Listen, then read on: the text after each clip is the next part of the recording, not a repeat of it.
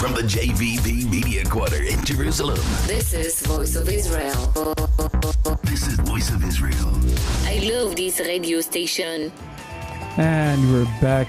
You're listening to Voice of Israel. I am Daniel Seaman with the Recon Review with my co-host, Shalom Daniela. Danny. Let's let people hear you here. Before I forget later on, you can follow us on Twitter at VO Israel. You can find us on Facebook. You can find me on Facebook. I don't know if Daniela wants people to find her on Facebook. Yeah, you can find me too. Yeah, Daniela Julia Traub. Exactly, and, name of my grandmother. And we'll get to that someday, but not today.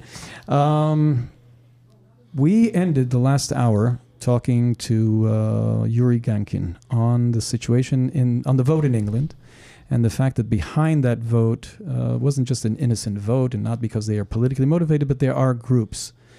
In this case, the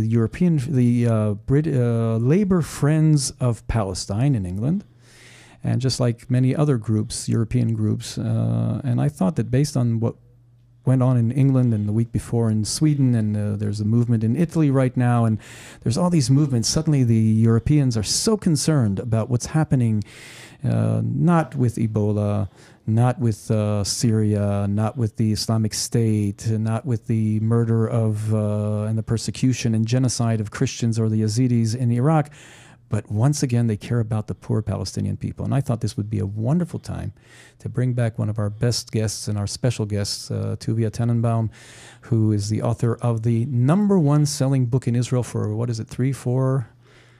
weeks already. 5 weeks running. The #1 selling book in Israel. His book about his escapades as a German journalist, which he is. So basically, he wasn't that much of a undercover. He was being himself, and he went and spoke and met in Israel with to get an inside idea of what has been going on or how things are being covered, both by the media and by these international groups that are here to help the Palestinian people. And he spoke to many people. He spoke to Jews and Arabs and Christians and Muslims and just opened doors with Palestinian leaders and Jewish leaders, and had some wonderful insights, all put in this book that is out in Hebrew right now. And as I said, the #1 selling book in Israel for 5 weeks running, called Catch the Jew, Tfos et HaYehudi. He's also the author of I Slept in Hitler's Bedroom. I sleep in Hitler's room. I sleep in Hitler's room. Wow, that's something that I don't think a lot of people would. But that was out in English. It's his first book. We went undercover to expose Germany today. And I asked him to come back to talk. He's on his way to Germany soon, and the book is being prepared to be out in English in the future. And this is a wonderful book with the wonderful insights. He doesn't make up anything. It's your conversations with people here in Israel, one of the major stories in the world, and you're talking to people and you're letting them basically say what they think. Yeah. That was the essence of the book. That's the essence. Correct. Yes. So first of all, thank you for being here. It's for inviting me again. Oh, it's a pleasure. Thank you very, very, very much. Now, but this is what the book is about. Exactly what you said. You know, it's a conversation with people. It's a story. It has a beginning, middle, and end in a non-fictional way, of course.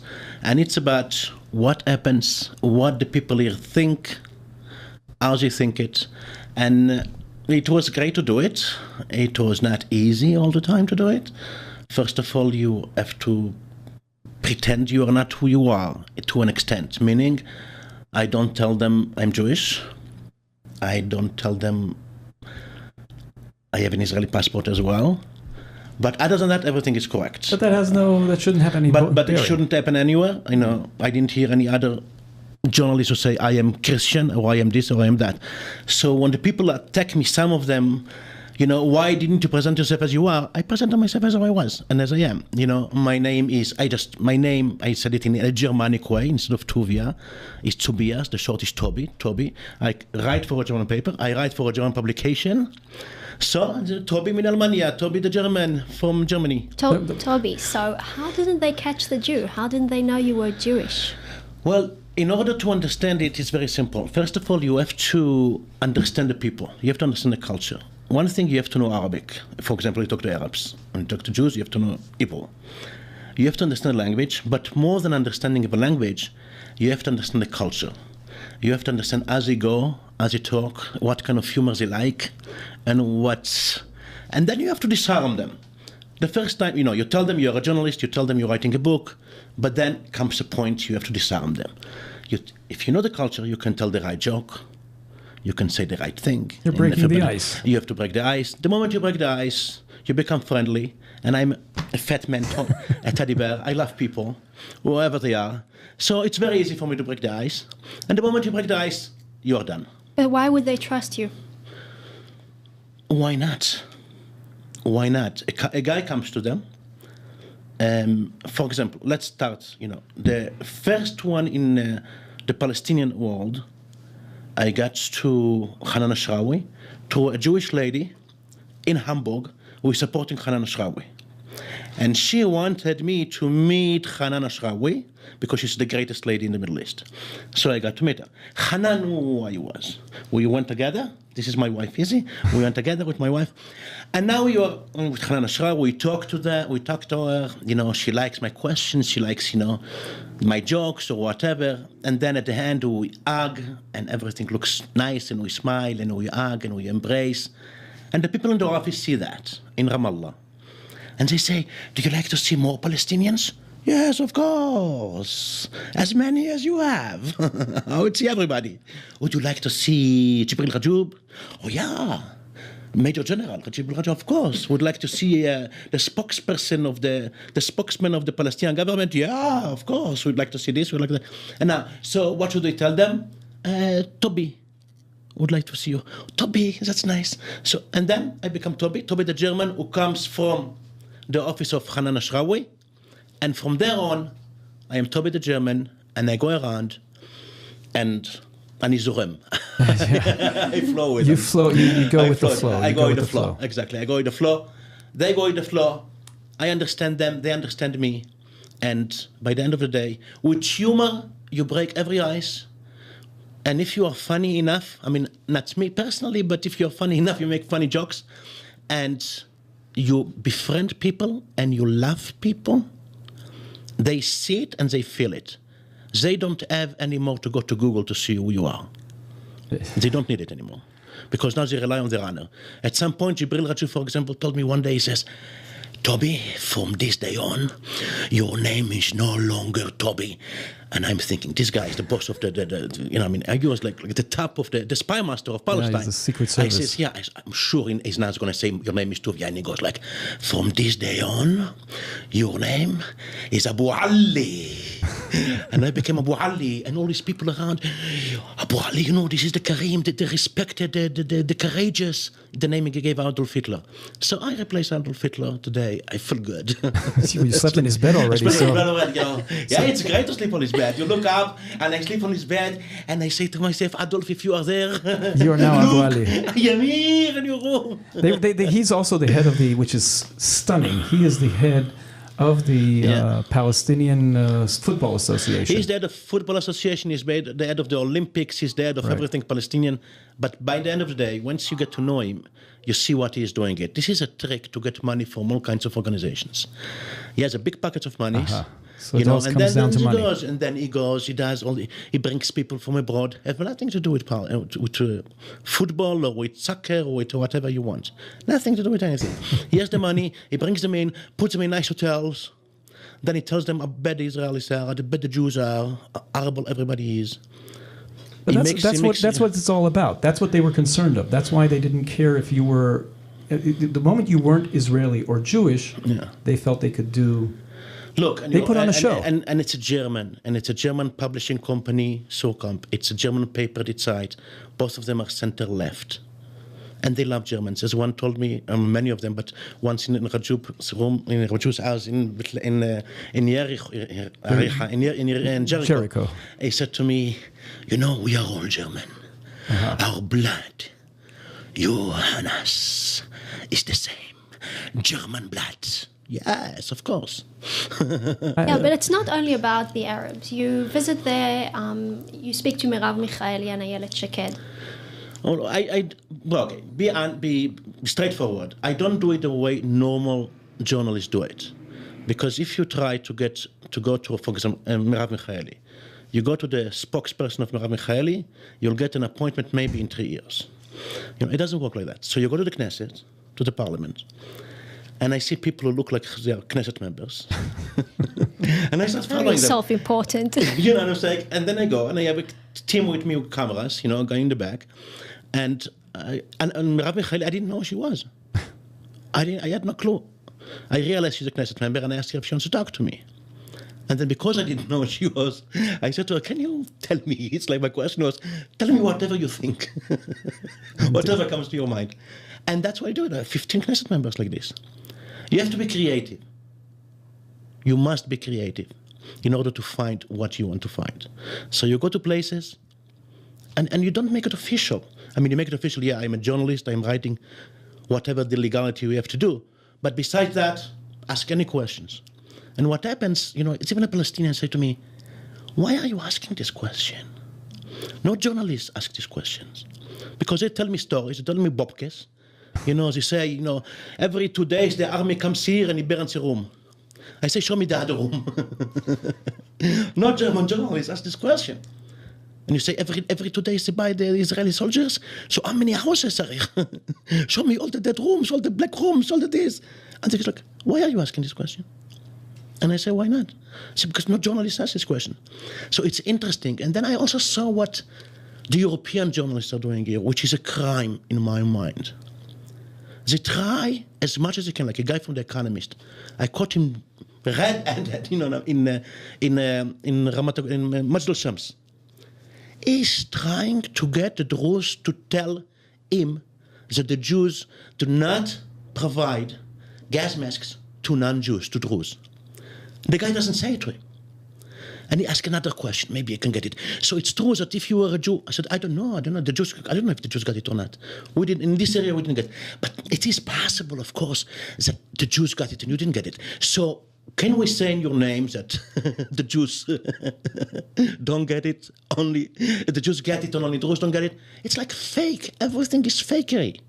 It's like amazing what you're doing here. It's horrible. It's not journalism. Nothing is based on facts.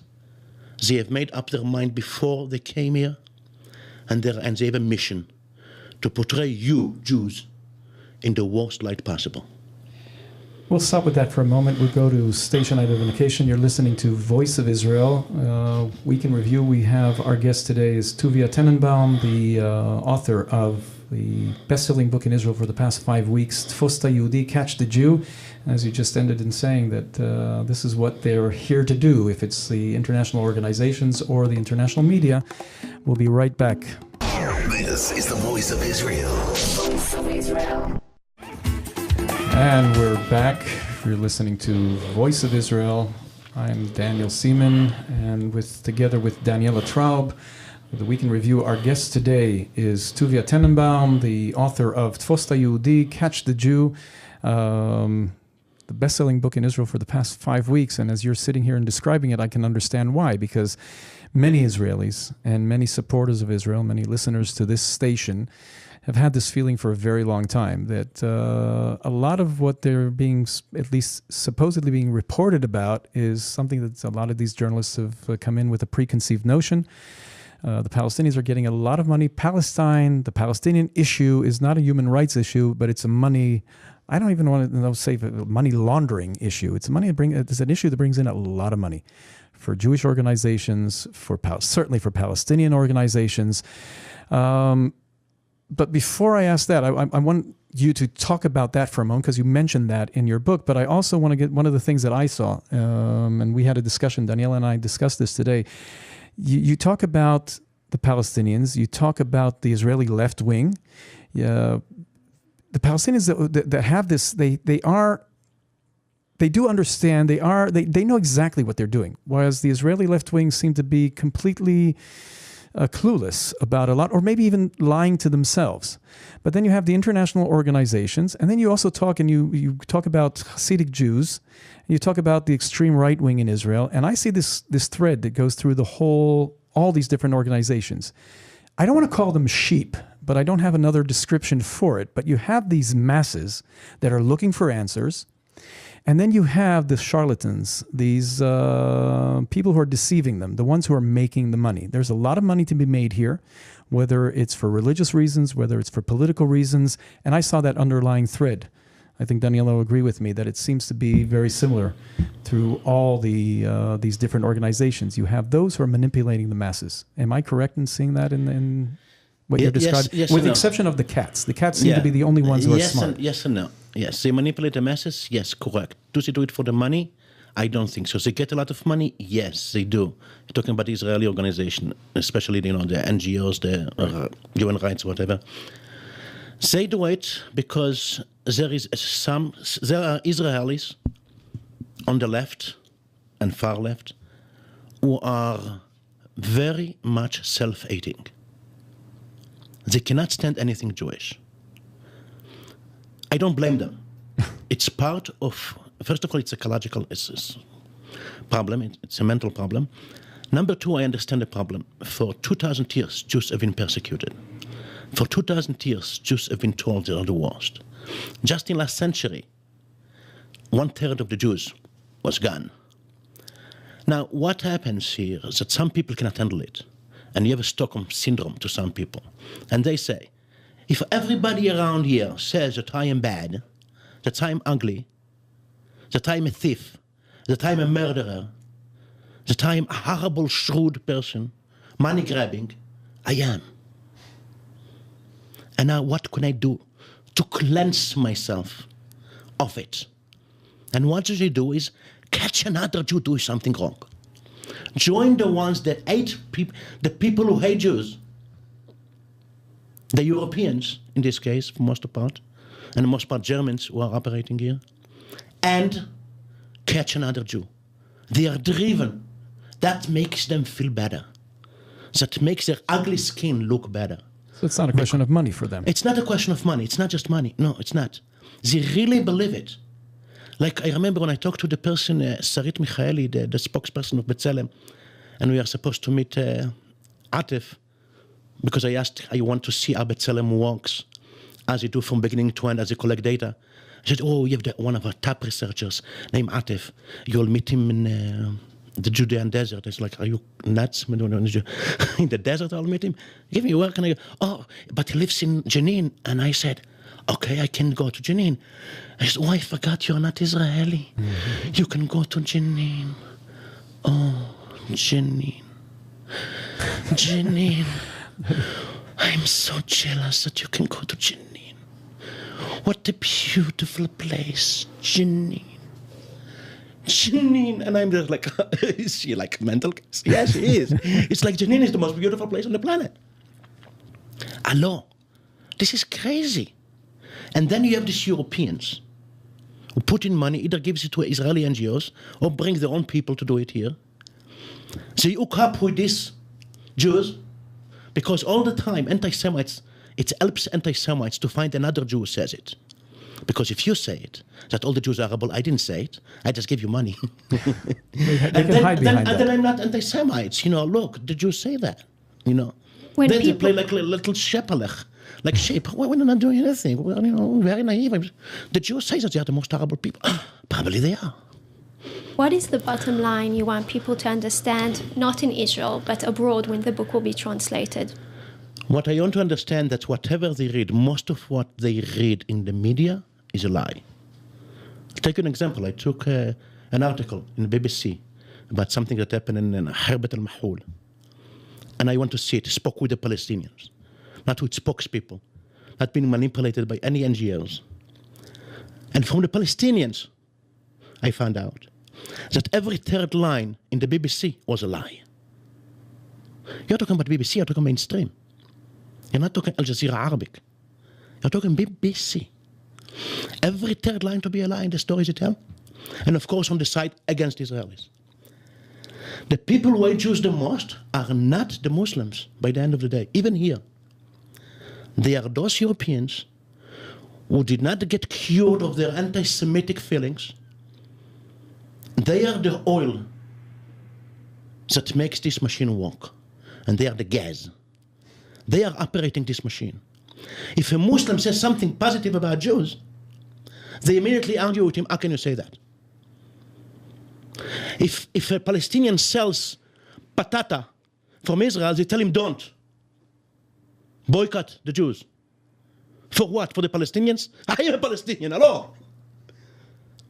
It's amazing when you see hatred, hate-filled Europeans, and some Americans too, who have nothing better to do with their time.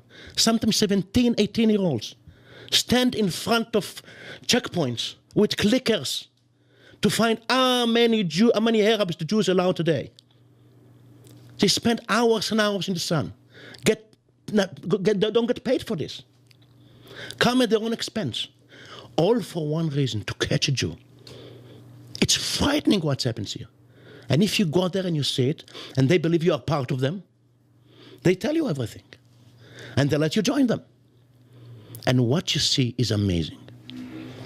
You talk about the fact that the Muslims aren't the ones that hate us, and they're not the ones behind it. Not as much. If you look at literature, Islamic literature, that is anti-Semitic. For the most part, it's a translation of the European language.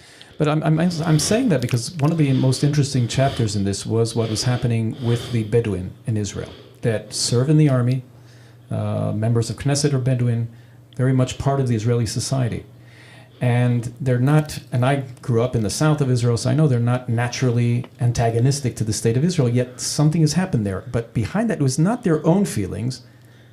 Like you're saying, they were being led into this. They are being led, they are being taught. You see the songs are in English, and I asked one of Ben Aziz, he can hardly speak English, and all of a sudden he thinks about the Jews who took out the plants that we implanted here. And I'm just like, you're in the desert, man.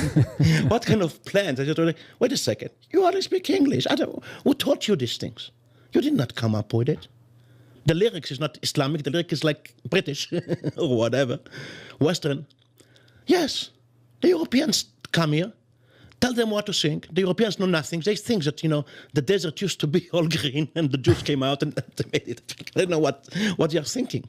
They took other songs from other things and they teach them everything. It's like amazing. They give them money. They give them actually money. They give them cameras. Anybody wants, give them cameras. And they tell them how to do the editing. If an Arab throws a stone on a Jew, and the Jew throws a stone back, you take a picture, you start it from the time the Jew is doing it, or you cut. They tell them how to do these kind of things. Here I have B'Tselem, top researcher Atif, who tells me that the Holocaust didn't happen. I don't believe it, he says. It's a lie. And he's an Israeli Arab? And he's an Israeli Arab. And he's from Jenin. He's a Palestinian. He works for B'Tselem. He's one of the ganze Maase of B'Tselem. The whole spiel is 10 researchers. Everything else is just nice jobs. They are the ones who come with the facts. So he came with the fact that there was no Holocaust, didn't happen, but the Jews killed Muslim. Now, is B'Tselem firing him? No, not yet. What's happening here? What was the comment of B'Tselem? In the beginning, they denied it. In the beginning, they say it was not true. Because it was in Israeli TV. They said the Israeli TV all of a sudden manipulated it. They asked for the full video. So they didn't ask me. They asked the TV, and they knew you wouldn't. Okay. Yeah, I'm sorry. We have to cut this short because we're short on time today. We could have continued this. This is the second time you had. We'll have you again. Tuvia Tenenbaum, the author of Catch the Jew. Catching You. And thank you for being here. You're listening to Voice of Israel Week in Review. I'm Daniel Seaman, together with my co-host, Daniela Traub. We will be here again next week. Tuvia, thank you and good luck. Thank you for having me. Have a wonderful week. Thank you. Hi, I'm Dan Diker, host of National Security here at Voice of Israel. If you like what you just saw, click on the links below. Go to the SoundCloud link or the VOI link directly. Get great, exclusive content here on VOI.